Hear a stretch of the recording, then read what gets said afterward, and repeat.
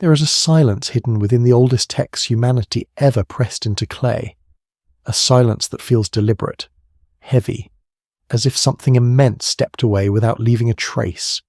For more than 4,000 years, these tablets have survived fire, sand, and conquest, and yet they preserve no farewell. The gods who once ruled cities, shaped kings, and decided the fate of nations did not announce their departure. They issued no final decree. They simply faded. To understand what happened to the Anunnaki, we must return to the very beginning of recorded civilization. Not to find a single dramatic answer, but to follow a long, quiet transformation. One that tells us as much about human memory as it does about ancient gods. Imagine standing in the ruins of Uruk. 5,000 years after its height, the city lies broken beneath the open sky.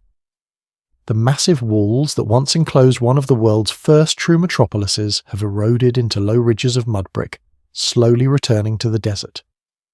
The great temple complex of Inanna, goddess of love and war, is now scattered stone and sand.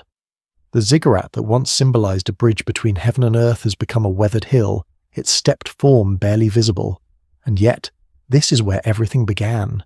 Uruk was not merely a city, it was the birthplace of writing, the place where humans first recorded their laws, their fears, and their relationship with beings they called the Anunnaki, those who, according to the texts, came down from heaven to earth. What is most striking here is not what the tablets say, but what they never say. There is no record of an ending. No tablet declares that the gods have left. No inscription marks the moment the Anunnaki withdrew from human affairs. Instead, the evidence reveals something quieter and far more unsettling. A slow change. A gradual shift in how these beings were described, understood, and remembered. The story of the Anunnaki is not written in one place. It is scattered across centuries, hidden in changing myths, altered rituals, and evolving ideas of divinity. To understand what happened to them, we must first understand who they were to the people who worshipped them. And here we encounter our first mystery. The term Anunnaki itself is unclear even in the earliest texts. It appears very early in Sumerian writing, yet its meaning is fluid. The word is usually translated as princely offspring, or those of royal blood, referring to their status as descendants of An, the sky god, and Ki, the earth goddess. But this definition raises more questions than it answers. The word changed over time, written in different forms as language evolved. When Akkadian-speaking peoples absorbed Sumerian culture, they adopted the term and reshaped it linguistically. What modern readers call the Anunnaki was never a fixed group in the ancient world. It was a flexible category, a title applied differently depending on time, place, and tradition. From a religious perspective, the Anunnaki represent one of humanity's earliest attempts to organize the divine into a structured system. This was not a loose collection of spirits or ancestral forces. It was a hierarchy. This development is closely tied to the invention of writing itself. Writing in Sumer was created primarily for administration, for tracking goods, managing temple economies, and recording authority. The Sumerian view of the cosmos reflected this mindset. The universe, like the city, was governed. Just as a king ruled through officials and administrators, the sky god and ruled through divine officials. The Anunnaki were those officials. Each had specific roles, jurisdictions, and responsibilities. Heaven was not chaotic. It was ordered. Different texts give different numbers for how many Anunnaki existed. Some speak of 50, others mention 7. Later Babylonian sources describe hundreds, divided between heaven and the underworld. These variations are not contradictions. They reflect change. The Anunnaki were not a static group. Their identities shifted as societies changed. Their roles expanded, contracted, and reorganized according to political realities and theological needs. In the earliest Sumerian tradition, the Anunnaki were the highest gods, the ones who decreed fate itself. Their council included figures such as An, Enlil the storm god, Enki the god of wisdom and fresh water, the mother goddess Ninhursag, the moon god Nanna, the sun god Utu, and Inanna, fierce and unpredictable. What is important to understand is this. The Sumerian texts do not describe the Anunnaki as extraterrestrial beings. They are not portrayed as visitors from another planet. They do not arrive in machines. They are gods in the ancient sense, supernatural powers who governed nature, society, and destiny. To see how they functioned, we can look to one of the oldest preserved compositions, Enki and the World Order. In this text, Enki travels across the world assigning divine decrees known as the Me. The Me were not abstract ideas. They were concrete expressions of divine authority. Each Me governed an aspect of civilization, kingship, law, music, craftsmanship, truth, deception, sexuality, warfare. Nothing civilized existed without a corresponding Me. The Anunnaki were the guardians and administrators of these decrees. They decided which cities would flourish, which kings would rule, which harvests would succeed or fail. When the texts say they decreed fate, this was not vague mysticism. It was a precise theological claim. This belief shaped every part of Sumerian life. Major decisions required divine approval. War, construction, succession. Nothing proceeded without signs interpreted by priests. Temples were not only religious centers but political and economic institutions. Ziggurats dominated the landscape as physical points where heaven and earth were believed to meet. These structures were not tombs. They were houses for living gods. Every day, priests washed, clothed, and fed the statues believed to embody the gods themselves. The Anunnaki were treated as ruling kings who dwelled among humanity. This service was not optional. It was the purpose of human existence. According to ancient myth, humans were created to work so the gods would not have to. Humanity existed to maintain cosmic order through labor, ritual, and obedience. Yet this relationship was unstable. The gods were powerful, but not perfect. They argued among themselves. They regretted decisions. They changed their minds. They were immortal, but not unchanging. They were not distant, flawless beings, but deeply involved and deeply flawed. This tension between divine authority and divine limitation planted the seeds of transformation. When the Sumerians spoke of gods descending from heaven, they did not mean outer space. Heaven was the divine realm, the sacred dimension of reality. When a god descended, it meant their presence became intensified through a storm, a vision, a statue, or an omen. There was no separation between the natural and the sacred. The storm was Enlil. The moon was Nana. Reality itself was alive with divine presence, but over centuries something changed. The gods began to feel more distant. Their direct presence became less common. Human intermediaries, priests, kings, scribes, took on greater importance. Divine will was no longer heard directly, but interpreted through signs and rituals. One can imagine an ancient priest standing atop a ziggurat at dusk, performing the same rites his ancestors had practiced for generations. The offerings are correct. The hymns are sung. Yet something feels different. The god does not answer as before. Not because the god is gone, but because the world itself is changing. And this slow, almost unnoticed shift marks the beginning of what would eventually be remembered as the departure of the Anunnaki. The growing distance between gods and humans did not arrive suddenly. It unfolded quietly, over generations, woven into myth rather than announced in history.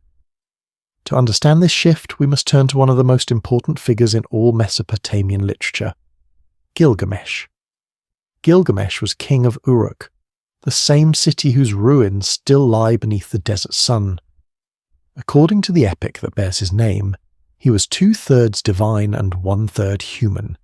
His mother was a goddess, his father a deified king.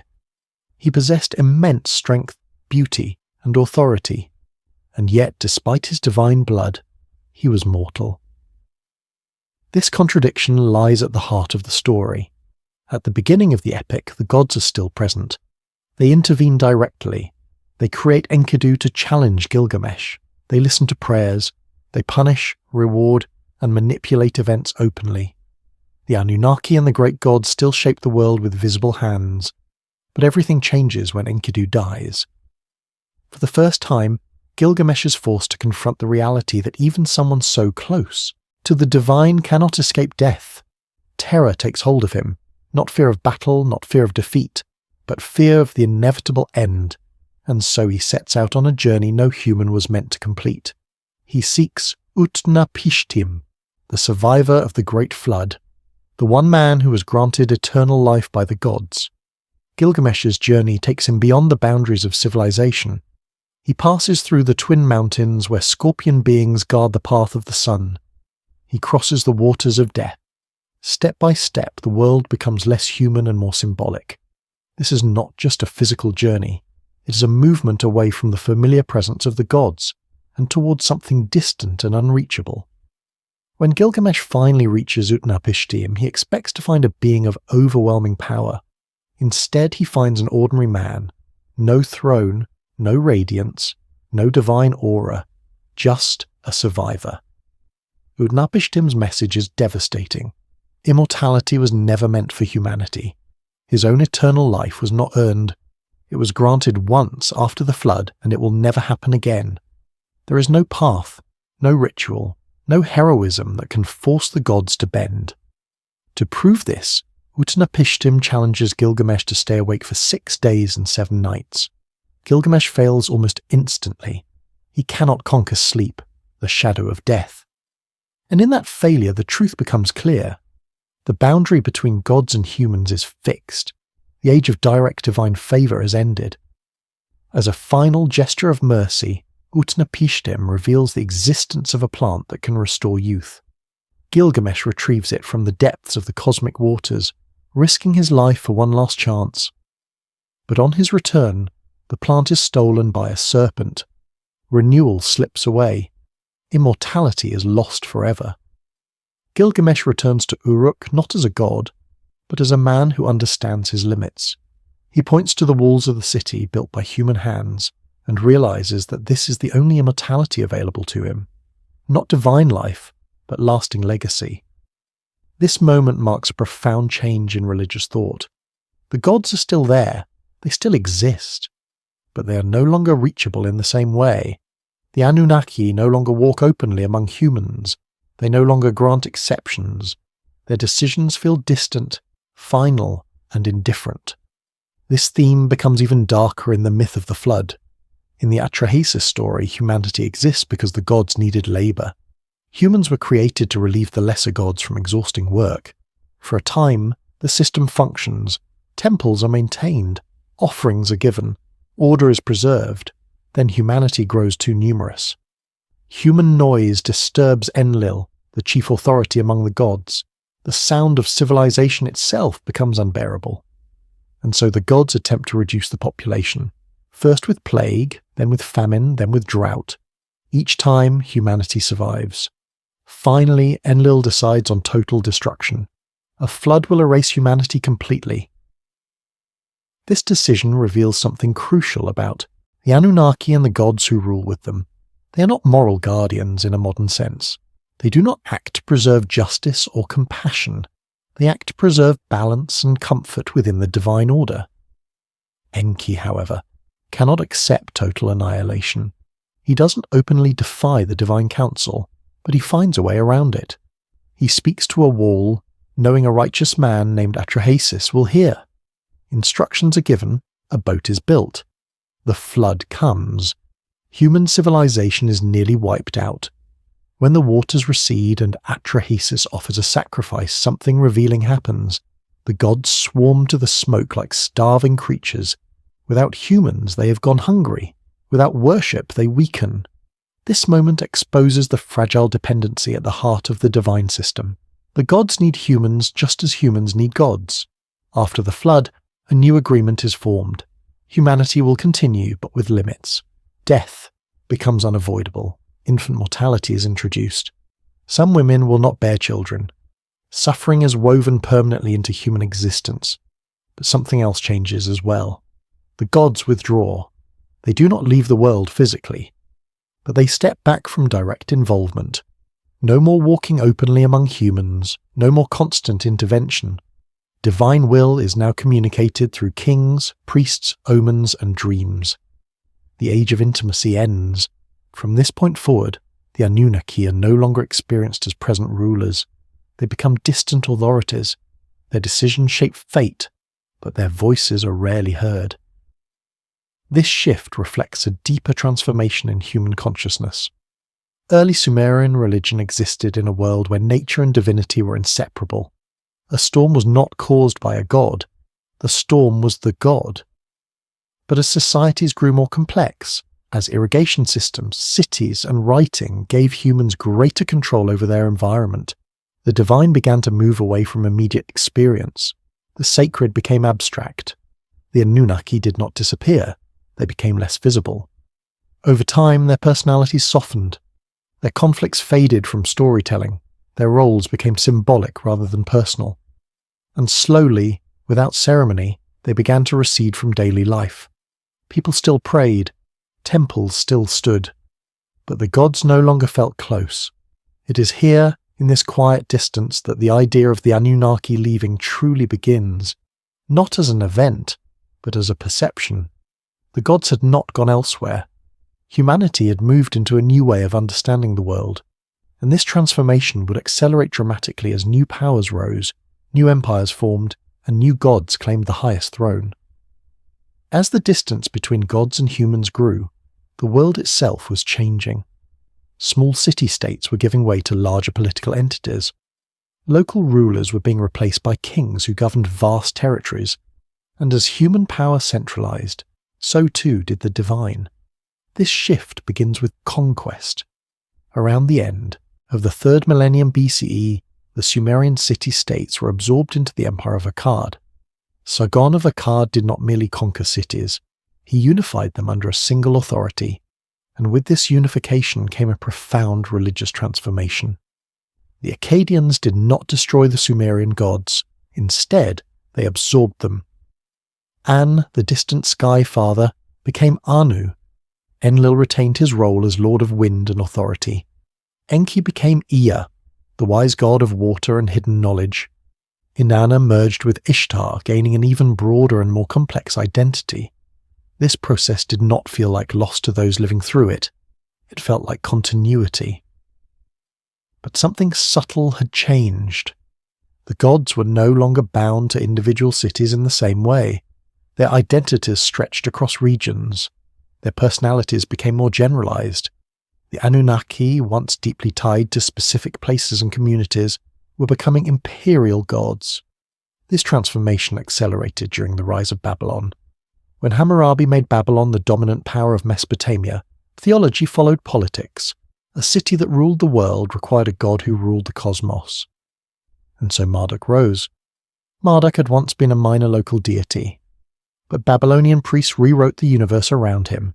In the creation epic known as Enuma Elish, it is Marduk, not the ancient gods, who defeats the primordial chaos, splits the body of the dragon Tiamat, and fashions the world from her remains.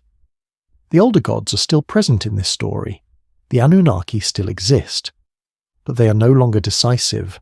They gather in fear. They hesitate. They surrender authority. After Marduk's victory, the Anunnaki grant him supreme power. They build him a great temple. They proclaim him king of heaven and earth. Even Enlil, once the chief god, surrenders his authority. This was not mythology discovered. It was mythology created. The rise of Marduk mirrors the rise of Babylon. Divine authority became centralized because political authority had become centralized. The Anunnaki were not expelled. They were reorganized. They became administrators rather than rulers. The council still existed, but real power now flowed through a single figure.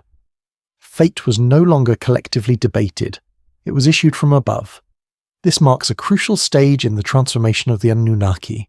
They did not leave the world, they were demoted within it. As centuries passed, this pattern repeated itself. In Assyria, the god Ashur absorbed divine authority. In each empire, one god rose above the rest. The many became subordinate to the one, and as divine power centralized, divine personality faded. The gods became less human, less emotional, less accessible. They turned into principles rather than presences. The Anunnaki, once active participants in myth, became symbols of order. Then something even stranger occurred. In later Mesopotamian texts, the Anunnaki begin to appear not as gods of heaven, but as beings of the underworld. In earlier tradition, the underworld was ruled by Ereshkigal, a realm of shadows where all humans eventually went. It was not a place of moral judgment, it was simply the destination of the dead, but now the Anunnaki appear there as judges. In the myth of Inanna's descent, the Anunnaki sit in judgment as Inanna enters the underworld. They strip her of her power, they condemn her to death. She is hung like a corpse until rescued through Enki's intervention. This image is stark. The same beings who once governed the cosmos now preside over death. Scholars have debated how this shift occurred. One explanation is linguistic. As the term Igigi became associated with the heavenly gods, Anunnaki was reassigned to underworld deities. Another suggests the Anunnaki always ruled both realms, but emphasis shifted over time. But there is a deeper interpretation. When gods lose relevance in the lives of the living, they often descend symbolically into darkness. Old gods become underworld gods become demons. This pattern appears again and again throughout religious history. The Anunnaki's movement into the underworld may represent their removal from daily life. They were no longer invoked for harvests or victories. They became figures of judgment, memory, and death. And this transition occurred slowly. So slowly that no one noticed it happening. By the first millennium BCE, Mesopotamian religion was under pressure from powerful new ideas. Persian rule introduced Zoroastrianism, a faith built on moral dualism. The old gods no longer fit neatly into a world divided between absolute good and absolute evil. Then came an even greater challenge. Monotheism, Judaism, and later Christianity offered a vision of a single transcendent God who tolerated no rivals. The Anunnaki, like all polytheistic deities, were reinterpreted. They were no longer gods. They were false gods, or demons, or illusions. Temples lost state support. Rituals ceased. Priests vanished. The statues that once housed divine presence were abandoned or destroyed. Without daily care, the gods had nowhere to dwell. In Mesopotamian belief, a god existed only where it was served. When service ended, presence ended. And yet, this disappearance was not sudden. Cuneiform writing continued for centuries. Isolated communities continued to worship the old gods long after empires fell. In places like Harran, devotion to ancient deities survived into the early medieval period. But these were echoes. The Anunnaki no longer shaped history. They survived only in memory. What had once been the center of the cosmos became a forgotten layer beneath new religions. The gods did not leave in fire or light. They were buried beneath new meanings. The Anunnaki had not vanished. They had become something else. Even as the ancient temples fell silent, the Anunnaki did not vanish completely. They lingered in fragments, reshaped by new religions that officially rejected them while quietly inheriting their structure. What disappeared in name often survived in form. Monotheistic faiths did not arise in an empty landscape. Judaism, Christianity, and later Islam emerged in regions deeply shaped by Mesopotamian culture, where older stories, symbols, and cosmic frameworks were already woven into daily life. The flood narrative offers the clearest example. Long before Noah, Mesopotamian texts told of a great deluge sent by the gods to erase humanity. A righteous man is warned, a vessel is built, animals are preserved, birds are released to test the waters. These are not coincidences, but cultural memory, reshaped to serve a new theology. Yet the transformation reaches beyond shared stories. In early Hebrew texts, God is sometimes depicted presiding over a divine council. The word Elohim, grammatically plural, hints at an older structure in which multiple divine beings existed alongside a supreme authority. Over time, this plurality collapses. The many are reduced to one. The remaining figures are demoted, becoming angels rather than gods, messengers instead of rulers. A similar process unfolds in Christianity, where the morally complex beings of older traditions are split into absolute categories. Some become angels, embodiments of obedience. Others become demons, embodiments of rebellion. The ancient gods who once argued, regretted, and changed their minds could not survive in a system that demanded moral purity and absolute authority. In Islam, the pattern continues. Angels exist only to obey. Devils exist only to oppose. There is no place for divine beings who resemble humanity too closely. Yet the structure endures. Hierarchies of heaven, courts of judgment, planetary correspondences and ranked celestial beings all echo the ancient vision of a cosmos governed by ordered powers. The names changed, the authority shifted, but the framework remained. This is how old gods truly disappear, not through destruction, but through reinterpretation. As Mesopotamian religion collapsed, its temples were abandoned or transformed. Ziggurats crumbled, statues were buried. The priests who once knew the hymns and rituals died without successors. Even the knowledge of how to read cuneiform vanished. Within a few generations, the Anunnaki no longer existed as living presences in human thought. But they survived indirectly. They lived on in astrology, in the belief that celestial movements reflect hidden order. They lived on in mathematics, in the 60-minute hour, the 60-second minute, and the 360-degree circle, systems born from Babylonian astronomy. The gods were gone, yet the structures created in their service continued to govern reality. They survived in myth and language, in stories of fallen angels, watchers, and divine beings who once mingled with humanity. These narratives did not emerge from nothing.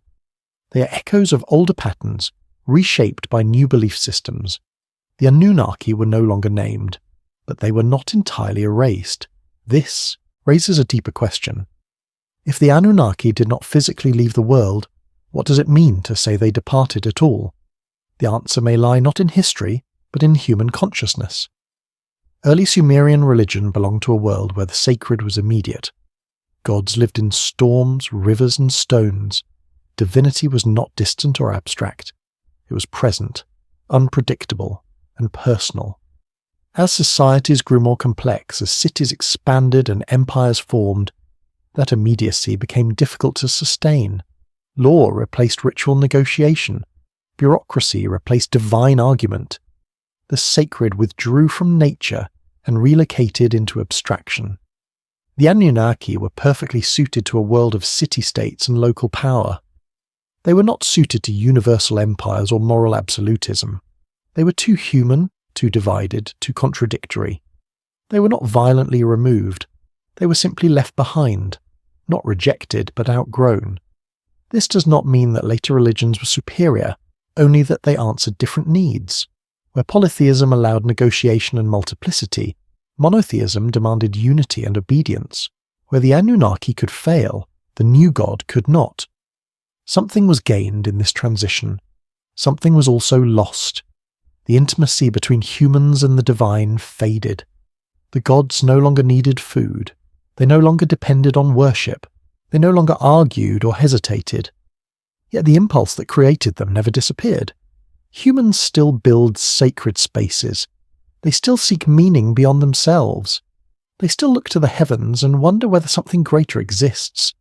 The ruins of Uruk still stand beneath the open sky. The ziggurat no longer reaches toward heaven, but it reminds us that once, humanity believed heaven could be reached at all. The Anunnaki did not depart in fire or light. They did not ascend into the stars. They became memory. They became myth.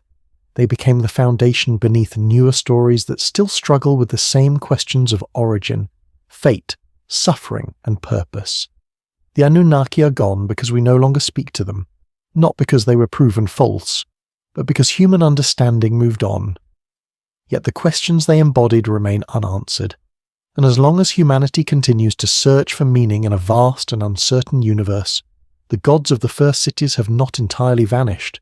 They endure in silence, in forgotten names, in the deep structures of belief, waiting not to return, but to be remembered.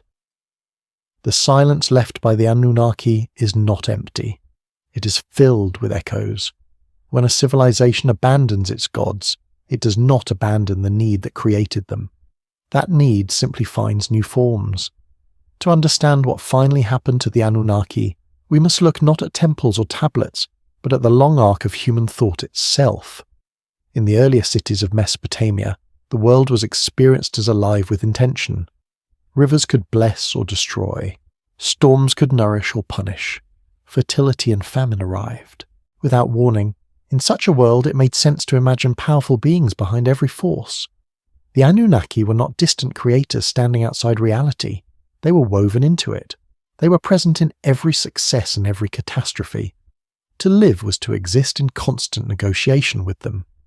But as centuries passed, humans began to understand and control their environment in new ways. Irrigation systems tamed rivers. Written law replaced personal judgment. Astronomy mapped the heavens with increasing precision. The world slowly became more predictable. And as predictability increased, the need for gods who acted impulsively and emotionally began to fade. This did not happen consciously. No one decided that the Anunnaki were obsolete. Instead, their roles quietly shifted. Where once a god caused the flood, now the flood followed patterns. Where once a god decided fate, now fate followed law. The divine did not disappear, but it retreated into abstraction. The Anunnaki became principles rather than personalities. This shift is crucial. Gods like the Anunnaki belong to a worldview where the sacred was relational. You could offend a god. You could appease one. You could bargain. Later religious systems moved toward a different idea of the sacred, one that was absolute rather than relational. A god who cannot be influenced does not need a council. A god who cannot fail does not argue. In this sense, the disappearance of the Anunnaki marks a psychological turning point. Humanity began to see itself not as a servant in a divine household, but as a moral agent accountable to universal law. Responsibility moved inward, meaning became internal rather than negotiated. Yet the old patterns did not vanish entirely. They resurfaced in philosophy, in storytelling, and later in science fiction. The idea that advanced beings once guided humanity, then withdrew, is a modern retelling of an ancient intuition. It reflects the same feeling recorded on the tablets of Uruk, that something powerful once stood closer to us than it does now. Whether that feeling points to gods, archetypes, or stages of consciousness is ultimately less important than the fact that it persists. The Anunnaki may never have existed as physical beings, but they were real in another sense. They structured how people understood the universe. They gave shape to fear, hope, order, and chaos. When they faded, they left behind a vacuum that no single system has ever fully filled. Even monotheism, for all its clarity, reintroduced complexity through angels, demons, saints, and cosmic hierarchies. The need for intermediaries never truly disappeared, it merely changed its language. And perhaps that is the final answer. The Anunnaki did not leave Earth. They left a certain way of seeing the world, a way in which the sacred was everywhere, immediate and dangerously close. As humanity grew more capable, more organized, and more self-aware, that way of seeing became harder to sustain. The gods, who once walked among humans, became too small for a universe that had grown too vast. Yet their story still matters, because buried in the myths of the Anunnaki is a question that has never been resolved. If the gods withdrew, was it because they chose to leave or because humanity could no longer see them? If the sacred feels distant today, is it because it has vanished or because our understanding has shifted? The ruins of the ziggurats do not answer this. The tablets do not answer this. They only show us that once humans believed the boundary between heaven and earth was thin. That belief shaped everything they built. Today the boundary feels wider. The gods are silent. But the silence itself carries meaning. It reminds us that belief is not fixed. It evolves with us. And in that evolution, old gods do not die. They dissolve into the foundations of new ideas. The Anunnaki became memory. They became structure. They became the invisible framework beneath later visions of order and purpose. And in that sense, they achieved a strange kind of immortality. Not as beings worshipped, but as questions that refuse to disappear. As long as humans wonder whether something once guided us, as long as we look back to a lost age of closeness with the sacred, the Anunnaki remain exactly where they have always been. Not in the sky, not beneath the earth, but within the stories we tell to understand who we are and how we came to be. The final traces of the Anunnaki do not vanish with the last temple or the last priest. They fade in a quieter way, dissolving into habit, language, and the structures of thought that continue long after belief itself has changed. By the time the ancient cities of Mesopotamia had lost their political power, the gods who once ruled them were already ghosts, present more in form than in faith. Cuneiform writing survived for centuries after the great empires fell, but fewer and fewer people could read it. The tablets became relics rather than voices. When the last scribes laid down their stylus, the stories of the Anunnaki did not end. They simply became inaccessible. A god that cannot be named, read, or invoked is a god that no longer acts. And yet, the ideas remained. The belief in a universe governed by order did not disappear with the Anunnaki. It was inherited. The notion that reality follows laws, that time moves in cycles, that the heavens influence the earth, all survived the collapse of Mesopotamian religion. What changed was the explanation. Where once the Anunnaki administered these systems, later cultures spoke of natural law, divine will, or cosmic design. In this way, the gods were not disproven. They were translated. The Anunnaki also survived in the way humans continued to imagine authority. Kings still claimed divine sanction. Empires still described themselves as reflections of cosmic order. Even when the gods were gone, the assumption that power must be justified by something beyond humanity remained intact. This inheritance is subtle but profound. Modern systems often see themselves as rational and secular, yet they retain the same structure once attributed to the divine council. There is still hierarchy, there is still judgment, there is still the idea that order must come from above. Only the language has changed. The Anunnaki also linger in humanity's relationship with the unknown. When people today speak of ancient civilizations being guided by higher intelligences, when they imagine lost golden ages or forgotten teachers, they are repeating an ancient pattern. The names differ, but the intuition is the same. There is a sense that humanity once stood closer to something greater and then lost that closeness. This feeling does not come from evidence alone. It comes from memory encoded in myth. The earliest humans who built cities did not see themselves as masters of the world. They saw themselves as caretakers, servants within a cosmic household. Life had meaning because it served a larger order. When that order faded, humanity gained autonomy, but also uncertainty. Freedom replaced guidance, responsibility replaced obedience, and with that shift came anxiety. The Anunnaki, for all their flaws, provided explanation. They gave names to chaos. They made suffering intelligible. A flood was not meaningless. A famine was not random. Everything had a place within the divine order. When the gods faded, the world became quieter, but also colder. This does not mean the old worldview was better. It was simply different. It offered comfort through presence, even if that presence was frightening. Modern humanity often prefers distance and abstraction, even if it brings uncertainty. Perhaps this is why the Anunnaki still fascinate us. They belong to a time when the universe felt close enough to speak back. In the end, what happened to the Anunnaki is not a mystery of disappearance, but a story of transformation. They were not destroyed. They were absorbed. Their voices became laws. Their judgments became ethics. Their presence became memory. They did not leave the earth. They became part of it. They live in the foundations of cities, in the measurement of time, in the structure of authority, and in the enduring human instinct to search for meaning beyond ourselves. As long as humanity asks why the world is ordered the way it is, the Anunnaki have not fully vanished. They remain where all ancient gods ultimately remain. Not as rulers of the sky, but as silent witnesses to the long evolution of human understanding. The story of the Anunnaki does not end with disappearance, but with a question that continues to echo through human history. When the gods fell silent, humanity did not stop searching for them. It simply changed the way it listened. The absence of the Anunnaki was not experienced as proof that they had never existed, but as a loss of closeness, a widening gap between the human world and whatever lies beyond it. In the earliest ages, the sacred was immediate. A city rose or fell because the gods willed it. A king ruled because divine authority flowed through him. Life felt watched, judged, and guided at every moment. The Anunnaki were not distant creators. They were participants in the world, flawed and powerful, unpredictable and present.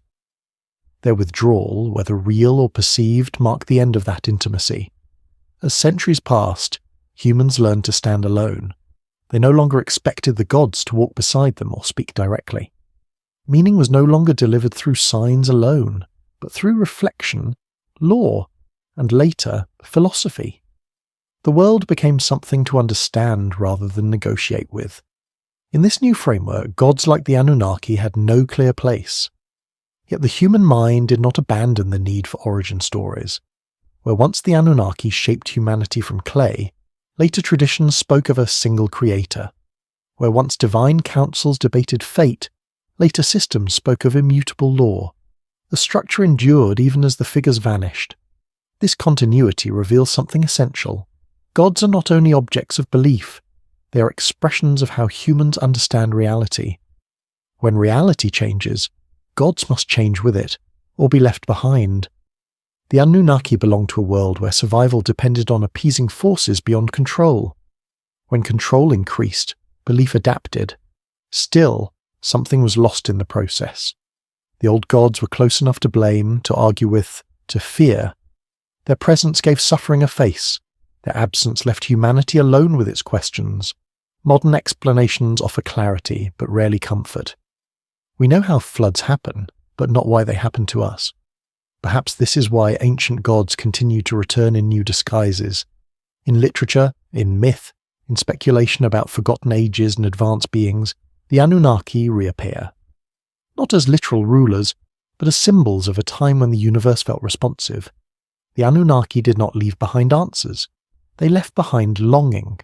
They remind us of a moment in human history when the boundary between heaven and earth felt thin enough to cross, when meaning seemed embedded in the world itself, when existence was not accidental, but purposeful, even if that purpose was harsh. Today, the ruins of the first cities lie silent, the ziggurats crumble, the tablets break, but the impulse that built them endures. Humans still build towers, still tell stories of gods and origins, still search the skies for signs of something greater. In that sense, the Anunnaki were never truly about beings who came from heaven. They were about humanity's attempt to understand its place in a vast and uncertain world. When that understanding shifted, the gods shifted with it. The Anunnaki did not depart to the stars. They receded into the background of human thought.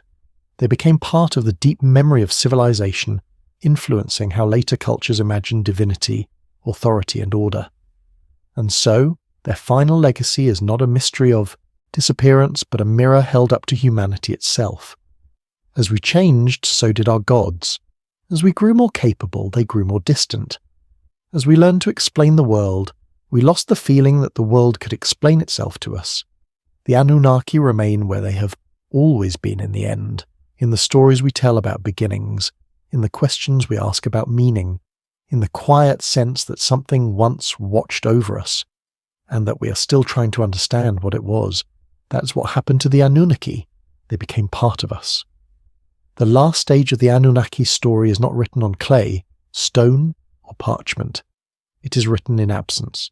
When the gods finally ceased to act, humanity was left alone with a world that no longer spoke in divine voices. This was not a sudden silence, but a gradual quieting, like a city falling asleep while its inhabitants still move through familiar streets.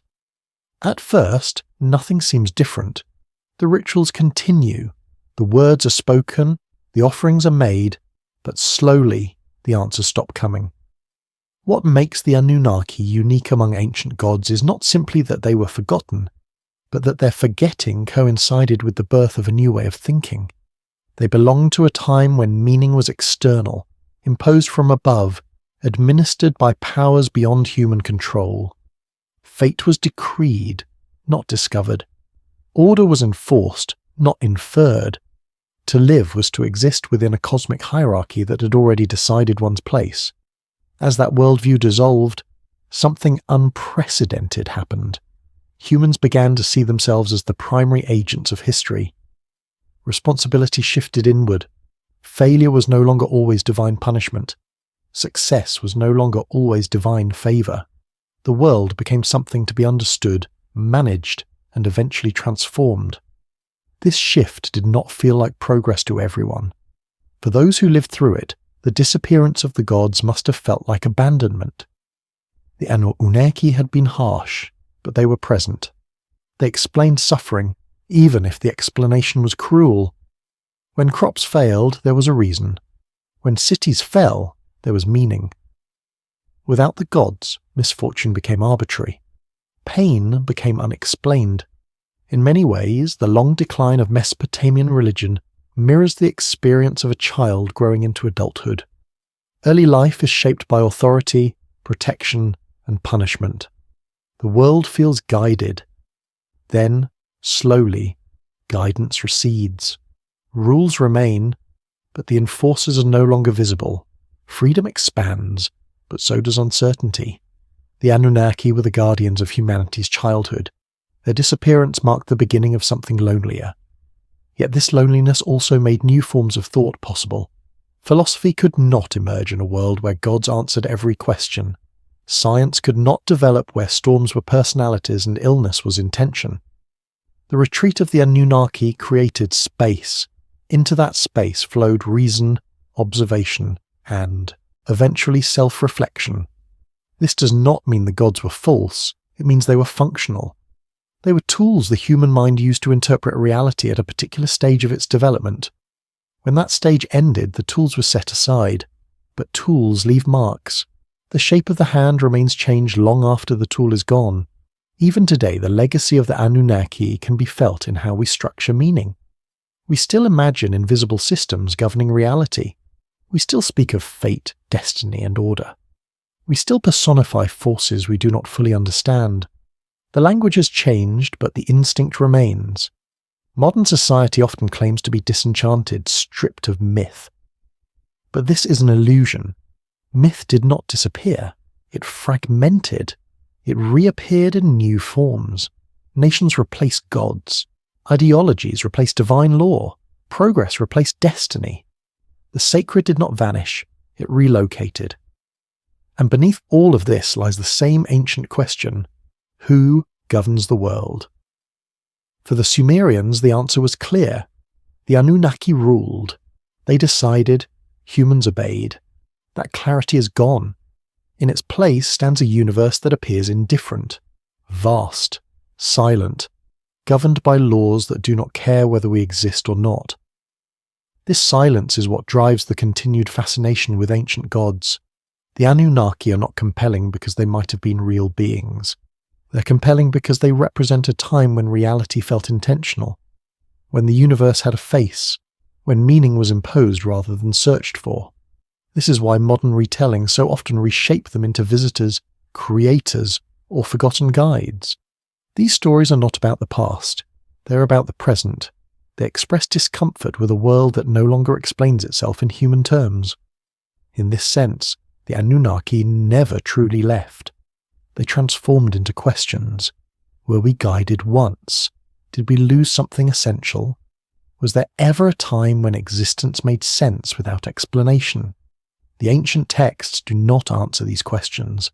They only show that humans have always asked them. The final irony of the Anunnaki is this: the more distant they became, the more powerful their influence grew.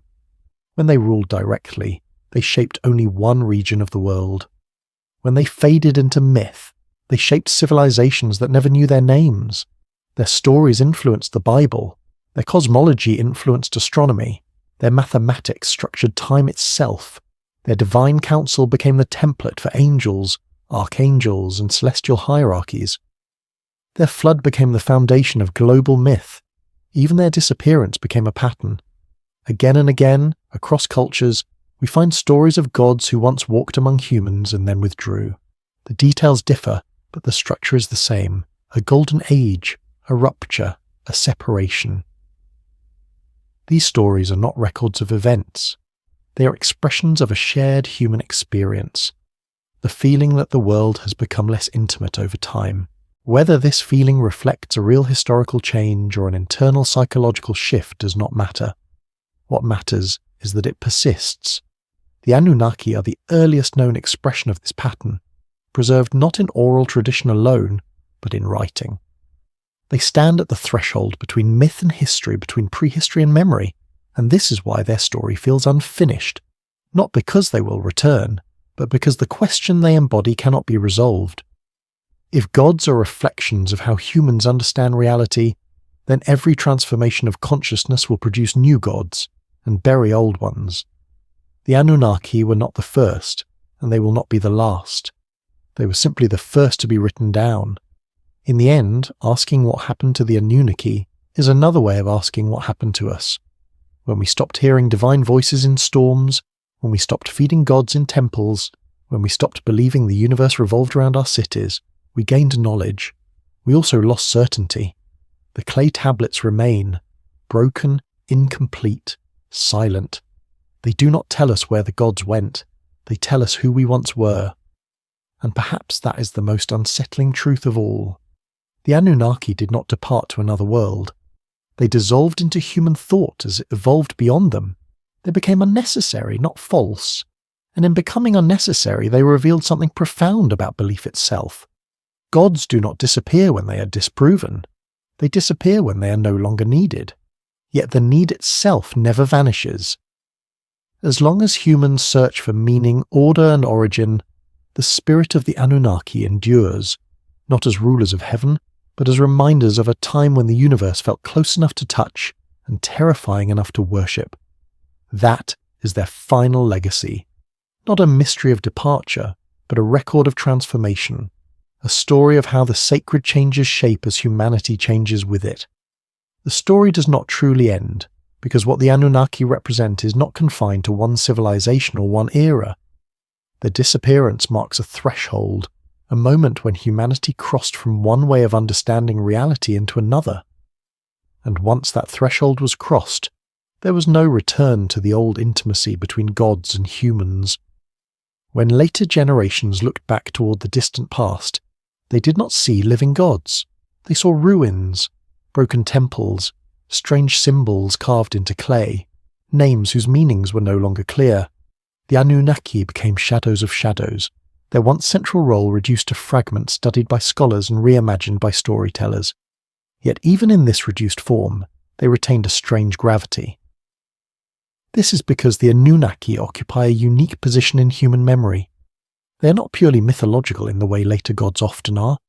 They stand at the border between myth and history, embedded in administrative records, legal documents, and royal inscriptions. They were not only worshipped, they were written into the machinery of civilization itself. When that machinery changed, the gods embedded within it could not survive unchanged. As writing evolved from sacred record to practical tool, as law became human rather than divine decree, as kings ruled through bureaucracy instead of ritual authority, the need for a divine counsel diminished. Power no longer needed a heavenly mirror. It could justify itself through force, tradition, or reason. This is one of the most uncomfortable implications of the Anunnaki's disappearance. Their fading did not simply mark spiritual progress, it marked the rise of human autonomy.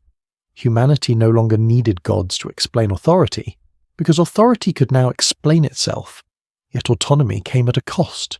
The gods had once absorbed blame. When disaster struck, responsibility lay with the divine.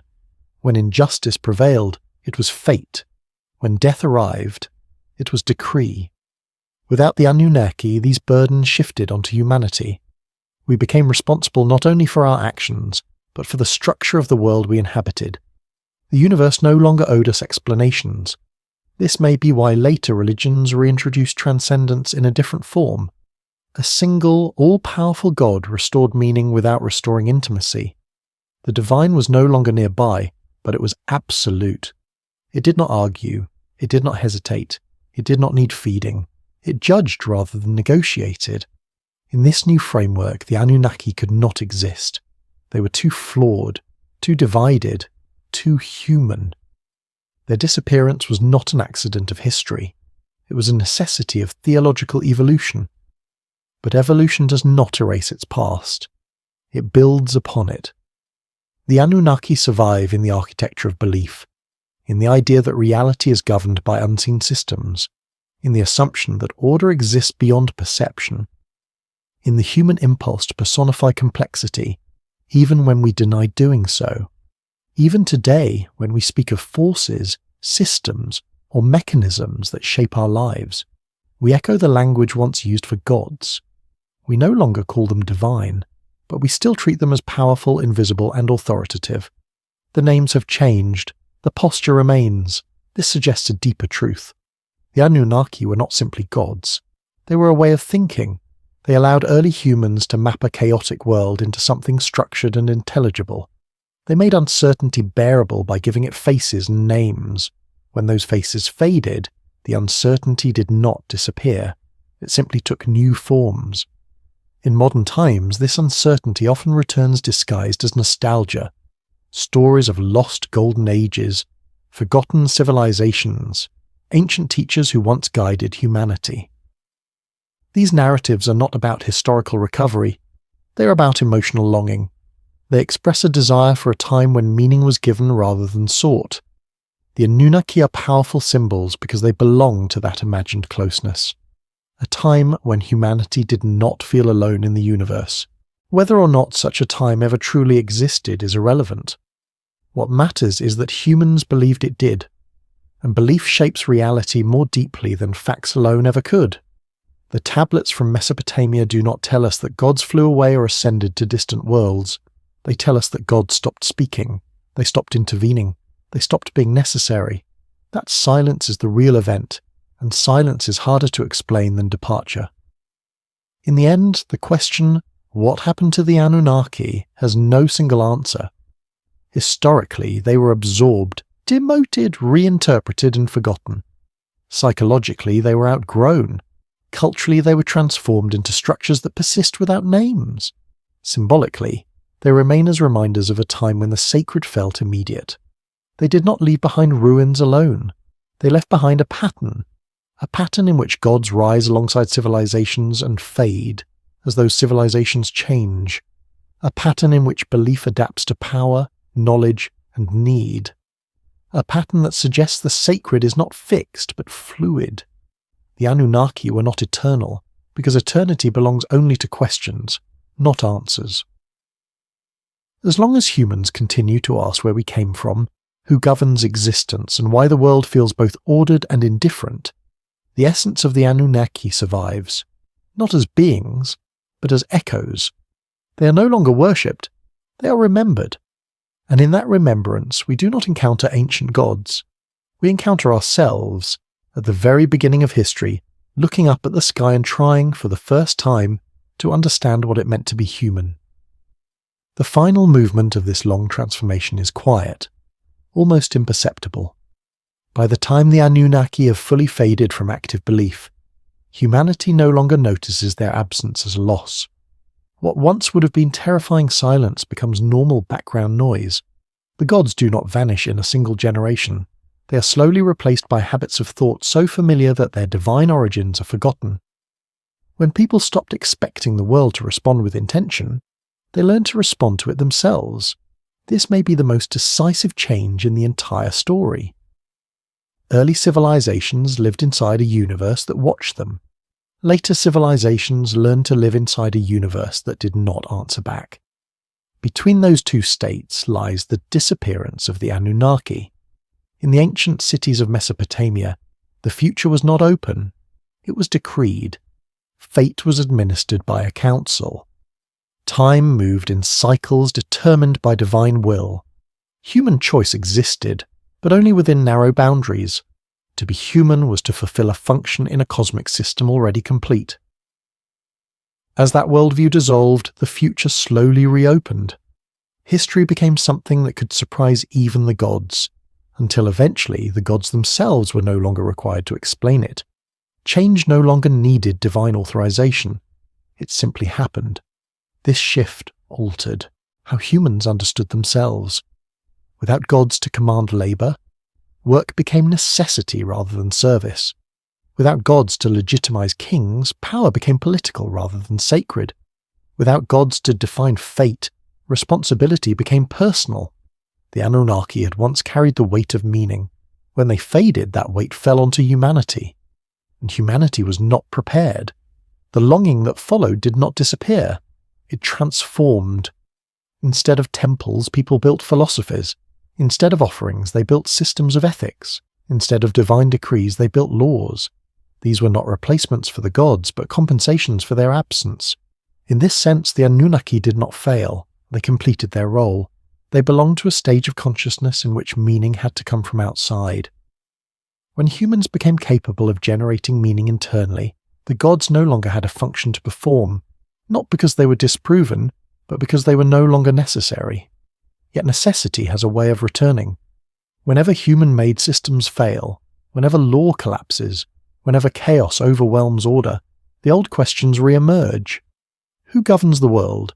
Who decides what happens? Why do things fall apart? In these moments, the ancient logic resurfaces. Something must be in control. Something must be responsible. This is why the Anunnaki never fully disappear from imagination. They return in moments of crisis, rebranded as hidden rulers, unseen elites, cosmic architects, or ancient overseers. These modern figures are not new ideas. They are ancient reflexes. When the world feels too complex, too unjust, too overwhelming, the mind reaches for intelligences behind the curtain. The Anunnaki are powerful because they offer agency to chaos. They remind us of a time when suffering was not meaningless, when disaster had intention, when existence followed a script. Even if that script was cruel, it was at least readable.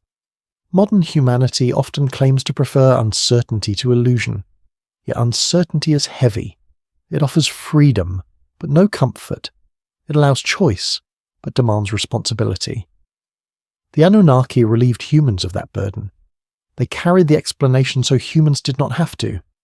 Their disappearance forced humanity to grow up. This growth did not lead to peace or clarity. It led to complexity, to doubt, to endless interpretation, to the recognition that meaning is not discovered, but constructed. In this sense, the Anunnaki are not ancient gods at all. They are symbols of dependence. They represent a stage where humanity needed authority beyond itself to survive psychologically. When that need diminished, the gods dissolved. Not violently, but naturally, like scaffolding removed once a structure can stand on its own. Yet scaffolding leaves marks. Even today, human systems imitate divine order. We still create hierarchies. We still assign ultimate authority. We still believe in invisible frameworks that govern behavior. We no longer call them gods, but we treat them with similar reverence. Economics, law, science, progress. Each promises order. Each claims inevitability. Each shapes fate without asking permission. The Anunnaki once held these roles openly. Now they operate anonymously. And perhaps that is the most unsettling realization of all. The gods did not leave. They lost their faces. They became systems instead of beings, structures instead of stories, equations instead of personalities. The divine retreated not upward but inward, into abstractions too complex to argue with, too impersonal to negotiate. In ancient times you could pray to a god. You could plead. You could bargain. Today you negotiate with forces that cannot hear you. Markets do not listen. Time does not respond. Probability does not care. The Anunnaki were cruel, but they were at least relational. This may explain why modern imagination repeatedly circles back to them. Not because of evidence, but because of emotional truth. They symbolize a lost dialogue with the universe. The clay tablets do not describe spacecraft or departures. They describe order, labor, authority, and silence. And in that silence, humanity learned to speak to itself. The final truth about the Anunnaki is simple and deeply uncomfortable. They did not abandon humanity. Humanity outgrew the need to believe it was being watched, and in doing so, it gained freedom and lost certainty. That trade defined everything that followed. The Anunnaki remain at the beginning of history, not because they were the first gods, but because they were the first to be written down. They mark the moment when humans first tried to fix meaning in permanent form. Clay instead of memory, law instead of instinct, gods instead of chaos. Their disappearance marks the moment when meaning could no longer be fixed. And so the story ends not with departure, but with inheritance. We inherited their questions. We inherited their structures. We inherited their silence. The Anunnaki are gone. But the world they helped humans imagine still exists, and we are still living inside it. The story reaches a point where even the echo begins to fade, yet something essential remains. When the Anunnaki finally disappear from language, ritual, and conscious belief, they leave behind not emptiness, but orientation. Humanity no longer looks to named gods to explain the structure of reality, yet it continues to assume that reality has a structure at all. This assumption is their final inheritance. In the world of the Anunnaki, nothing was accidental. Every rise and fall had a cause rooted in divine decision. Every disaster carried intention. Even suffering had a place within a larger order. When that framework dissolved, humans gained the freedom to act without constant divine oversight, but they also inherited a new burden. They had to explain meaning without reference to gods who could speak for themselves. This burden reshaped how humans understood truth. In earlier ages, truth was revealed. It descended from the divine realm through omens, dreams, and decrees. The Anunnaki did not argue about truth. They declared it. When they faded, truth became something to be discovered, debated, tested, and revised. Knowledge replaced revelation. Inquiry replaced obedience. This transformation did not feel like liberation at first. It felt like loss. Without gods to anchor certainty, the world became unstable. Ideas competed, beliefs fractured. Different explanations of reality emerged side by side. Philosophy arose not because humans suddenly became wiser, but because certainty collapsed. Where divine authority ends, interpretation begins, and interpretation never rests. The Anunnaki had once fixed the boundaries of the possible. Humans knew what could and could not be changed. When those boundaries disappeared, ambition expanded. Empires grew larger. Knowledge pushed further. The sky itself became something to study rather than worship. Ironically, this expansion carried the Anunnaki's legacy forward in a new form. The ancient gods ruled through order. Modern humans seek order through systems. Science, mathematics, and law all pursue the same goal the Anunnaki once embodied, making the universe intelligible. The difference is not in purpose, but in method. Where gods once commanded, humans now calculate. Yet calculation does not remove mystery, it reframes it. The more the universe is understood, the more vast and indifferent it appears. The Anunnaki ruled a small, intimate cosmos centered on human cities. Modern humanity inhabits an incomprehensibly large universe where human existence feels fragile and temporary. The gods of Uruk could care about a single harvest. The laws of physics do not care at all. This contrast explains why the ancient gods still haunt modern thought. They belong to a world that noticed us. Even today, people struggle with the idea that reality may not respond to human meaning. The longing for cosmic intention returns again and again, reshaped by each era.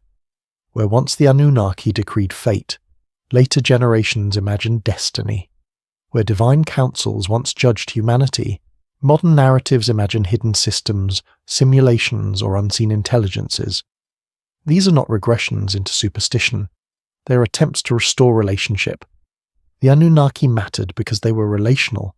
They could be angered, pleased, negotiated with. They made the universe feel responsive. When they vanished, the universe became silent, and silence is difficult to endure. Yet silence also invites reflection. Without gods to dictate purpose, humans began to ask what purpose might be. Ethics emerged not as divine command, but as human responsibility. Meaning became something constructed through choice rather than received through ritual. This was not an easy transition. Many societies resisted it. Others reshaped old gods to fit new frameworks. But eventually, the world reached a point where belief in gods like the Anunnaki was no longer necessary for survival or coherence. They were not rejected because they were wrong. They were left behind because they were no longer required. This is the quiet truth beneath their disappearance. The Anunnaki did not fail humanity. Humanity moved beyond the conditions that made them essential. The gods were answers to questions humans no longer asked in the same way. Yet new questions replaced them. What is meaning without intention? What is order without authority? What is responsibility without decree? These questions define the modern world. In ancient Mesopotamia, humans served the gods so the cosmos would function. Today, humans maintain the world because there is no one else to do it. Climate, technology, and history now respond to human action, rather than divine will. This shift places humanity in a position the Anunnaki once occupied. And this is perhaps the final irony. In removing the gods from the world, humanity inherited their role. We now decide which cities rise and fall. We decide which species survive. We decide the future of the planet. The authority once attributed to divine councils now rests, uncomfortably, in human hands.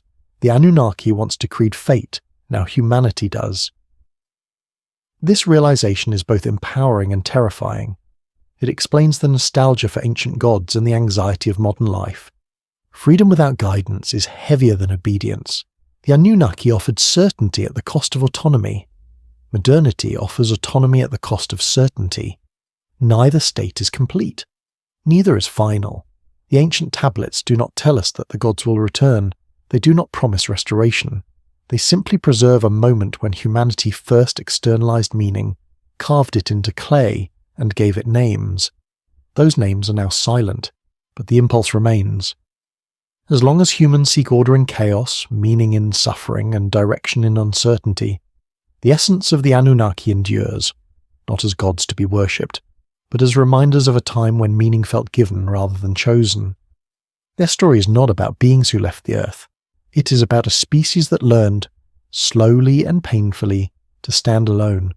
And that story, unlike the Anunnaki themselves, is far from over. The final chapter in this long, unfolding story is not about disappearance, but about inheritance on the deepest possible level. By the time the Anunnaki have fully receded from memory, humanity no longer recognizes them as former gods at all. They have become something far more subtle, a foundation beneath thought itself. Their names vanish, their temples crumble, their rituals fall silent, yet the patterns they established continue to shape how humans relate to reality. To understand this, we must step back and look at what the Anunnaki truly represented in the earliest cities. They were not only gods, they were explanations. They provided a framework that allowed early humans to live in a world that was unpredictable, dangerous, and overwhelming. Floods arrived without warning, crops failed, disease spread, death was constant and close.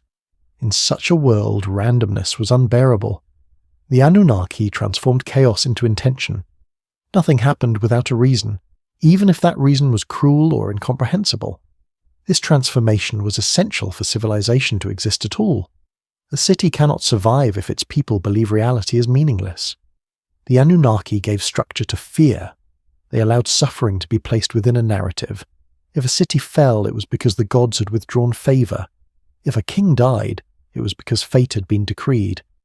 These explanations did not remove pain, but they made pain survivable. As long as cities remained small and life remained fragile, the Anunnaki were indispensable. They anchored meaning outside the human mind. Responsibility rested above. Humans obeyed. The world made sense because someone was in charge. But over centuries, something irreversible occurred. Humans learned not only to survive chaos, but to anticipate it. Irrigation systems reduced famine. Architecture resisted floods. Astronomy predicted seasons. Law replaced arbitrary rule. Slowly, the unknown shrank, and as it did, the gods who governed the unknown began to lose their function. This is the moment where the Anunnaki begin to dissolve, not because they are challenged, but because they are no longer needed in the same way. The divine council that once decreed fate becomes redundant when fate can be modeled, predicted, and managed. Authority no longer requires heaven's approval when it can be enforced through institutions. Yet this transition did not feel like triumph. It felt like exposure. Without gods to carry ultimate responsibility, humans became accountable for outcomes they could no longer blame on divine will. Failure was no longer fate. It was error. Disaster was no longer punishment. It was consequence. This shift demanded a psychological strength humanity was not fully prepared to carry. The disappearance of the Anunnaki therefore marks the beginning of existential responsibility. Meaning was no longer received. It had to be created. This transition reshaped every aspect of human consciousness. In a world governed by gods, morality is obedience. In a world without them, morality becomes choice. Ethics emerges not as command, but as negotiation between humans themselves. The Anunnaki once defined what was permitted and forbidden. When they vanished, those boundaries became unstable, contested, and endlessly debated. This instability gave rise to philosophy. Philosophy exists only where certainty has collapsed. It is the attempt to rebuild meaning without revelation. It asks questions the gods once answered automatically. What is good? What is just? What is the purpose of life? The Anunnaki had never allowed these questions to remain open. Their authority closed them. Their absence opened them again. Religion adapted by transforming rather than vanishing. Monotheism preserved transcendence while eliminating divine plurality. One God replaced many, but that God was distant, abstract, and absolute. The intimacy of the Anunnaki was gone. In its place stood law, morality, and judgment. Yet even this was not the end of the process. As science advanced, even the single God began to retreat. Natural explanations replaced divine intention. The universe expanded beyond comprehension. Humanity discovered it lived on a small planet orbiting an ordinary star in a vast, indifferent cosmos. The gods of city and storm could not survive this expansion, and yet the human need that created them did not disappear. This is why the Anunnaki return endlessly in modern imagination. Not because of evidence, but because of psychology. They represent a lost intimacy with the universe, a time when existence felt addressed, when reality seemed to care enough to explain itself. Modern humans live in a world of extraordinary knowledge and profound uncertainty. We understand more than any civilization before us, yet we feel less certain about meaning than ever. We can predict eclipses and map genomes, but we cannot answer why existence exists at all. The Anunnaki once filled that silence. Their myths speak not of alien visitors, but of a deep human longing for orientation, the belief that someone, somewhere, understands the whole picture, that suffering fits into a plan, that history is guided rather than accidental. When the Anunnaki disappeared, humanity lost the comfort of that belief. But it gained something else. It gained authorship. For the first time, humans were not characters in a story written by gods. They became the writers. This freedom is immense, but it is also terrifying. Without divine decree, nothing guarantees justice. Without fate, nothing promises meaning. Without gods, responsibility becomes absolute. This is why modern societies oscillate between confidence and anxiety. We know we are capable. We also know we are alone. The Anunnaki represent the last moment when humanity could hand responsibility upward. Their disappearance marks the moment when that option closed, and yet traces of them remain everywhere. They remain in hierarchy, in the assumption that order flows from above, in the instinct to search for hidden rulers behind complex systems, in the tendency to attribute intention to forces we do not fully understand. Markets behave like gods. History feels fated. Progress is spoken of as inevitable. These are modern divinities stripped of personality but heavy with authority. The Anunnaki did not die. They were abstracted. They moved from named beings to unnamed structures, from stories to systems, from temples to institutions, from gods who demanded offerings to mechanisms that demand compliance. This transformation is so complete that we rarely recognize it. Yet when people speak of the system as if it has will, when they describe history as if it chooses outcomes, when they talk about destiny without gods, they are echoing the logic of ancient Mesopotamia. The Anunnaki live on in this logic. They also live on in our art and imagination. Stories of ancient watchers, forgotten guides, and lost golden ages are not about the past. They are about discomfort with the present. They express a desire to believe that humanity did not arrive here alone, that someone once knew what they were doing. But perhaps the most profound legacy of the Anunnaki is this. They remind us that meaning is not fixed. The gods felt eternal to those who worshipped them. Their disappearance would have been unthinkable, and yet they vanished quietly, without collapse of the world. Life continued, cities rose, new beliefs formed. The sacred changed shape. This should unsettle us. It suggests that our own certainties may be just as temporary, that the ideas we treat as absolute may one day feel as distant and strange as the gods of Uruk. That meaning itself evolves alongside consciousness. The Anunnaki are therefore not relics of ignorance, they are markers of transition. They show us how humanity adapts its understanding of reality as conditions change. They show us that gods are not simply invented or discarded, but grown out of and grown beyond. In this sense, asking where the Anunnaki went is the wrong question. They went nowhere. Humanity moved on, and in doing so it carried them forward, dissolved into thought, embedded in structure, preserved in the deepest assumptions about order, responsibility, and meaning. The clay tablets may one day crumble entirely. The ruins may erode into dust. The names may vanish from memory. But the transformation they record will remain one of the most important in human history. It is the moment when gods stopped speaking and humans learned to speak for themselves. That is what happened to the Anunnaki. They became unnecessary. And in that necessity's absence, humanity discovered both its freedom and its burden.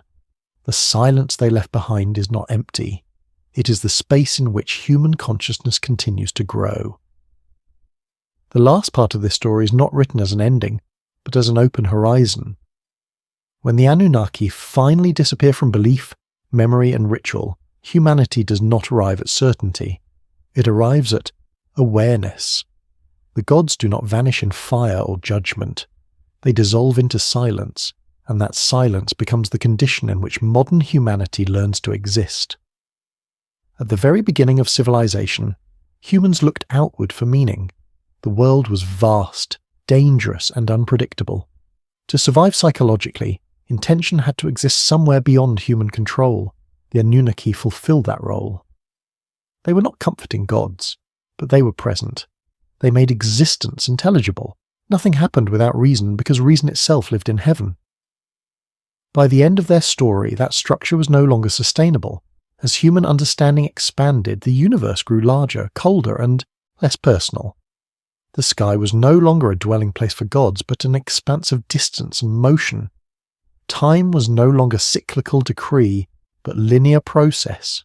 History was no longer fate unfolding, but consequence accumulating.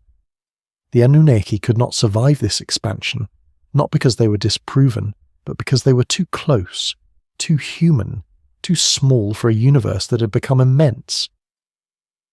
Their disappearance marks the first time humanity faced reality, without a divine interpreter. From that moment onward, meaning could no longer be received. It had to be created. Responsibility could no longer be deferred. It had to be accepted. The Anunnaki once carried the burden of explanation. When they faded, that burden passed to humanity itself. This is why their story still resonates, not because we believe they were real beings, but because they represent the last moment when the universe felt responsive, a time when suffering had intention, when history had authors, when existence felt addressed rather than accidental. Modern humanity lives without that assurance. We live in a world governed by probability, not decree, by systems, not councils, by laws that do not care whether we understand them or not. This freedom allows extraordinary achievement. It also produces profound unease. Without gods, there is no guarantee of justice. Without fate, there is no promise of meaning. The Anunnaki remind us of what was lost when certainty disappeared, but they also remind us of what was gained.